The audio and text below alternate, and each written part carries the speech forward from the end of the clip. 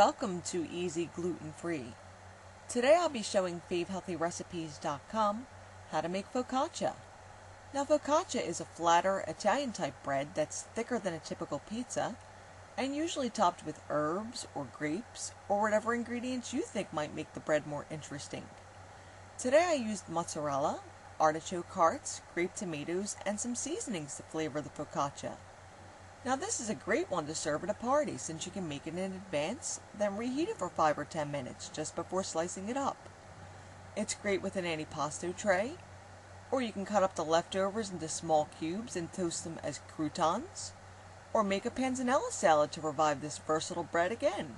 Alright, now to make the dough you'll need 1 1/4 cups of gluten-free all-purpose flour, 1 cup of potato starch, 3/4 of a cup of tapioca flour, 1 tablespoon of xanthan gum, 1 cup of milk that's been warmed to 110 degrees, 2 tablespoons of honey, 1 package of active dry yeast, which is 2 1/4 teaspoons, 3 eggs at room temperature, 1/4 of a cup of olive oil, and 1 teaspoon of cider vinegar.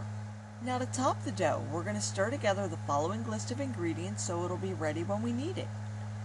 8 ounces of bocconcini, which are those tiny mozzarella balls that you've halved, 1/2 pint of grape tomatoes, also cut in half, 1 cup of artichoke hearts that have been quartered, 2 tablespoons of pecorino romano cheese, 1 clove of minced garlic, the zest of a lemon, 2 tablespoons of olive oil, 1 teaspoon of thyme, salt and pepper to taste, and optionally a few red pepper flakes. Okay, now first, preheat the oven to 400 degrees and line a standard cookie sheet with parchment paper. Then drizzle on 2 tablespoons of olive oil that I failed to mention in the ingredients list. Now to get started with the dough, sift together the all-purpose flour, potato starch, tapioca flour, and xanthan gum. When you're done with the sifting, it's a good idea to whisk the ingredients together too to make sure all the flours are well blended.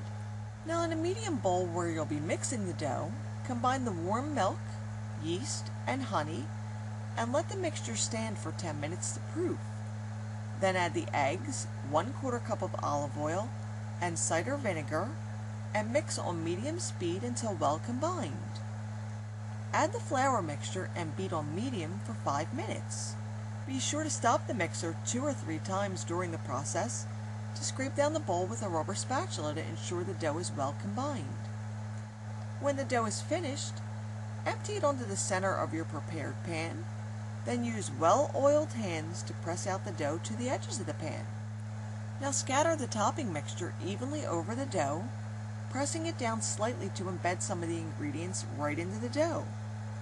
Now let the focaccia rise for 20 minutes in a warm place before baking it for 30 to 35 minutes, or until it's as golden as you want it. And then it's ready to slice and serve. Now the parchment paper makes it relatively easy to slide the whole thing right off the pan and onto a cutting board. I really think you're going to enjoy the versatility of this one. It's awesome at a party. It's also great at brunch topped with a fried egg, or at dinner standing in for the garlic bread. So I hope you'll give this one a try. And feel free to change up the toppings to suit whatever mood you're in. And if you'd like to see the recipe in print, you could always visit my blog. And for additional recipes and tips to fit in with your healthy lifestyle, visit my friends at FaveHealthyRecipes.com. See you again soon.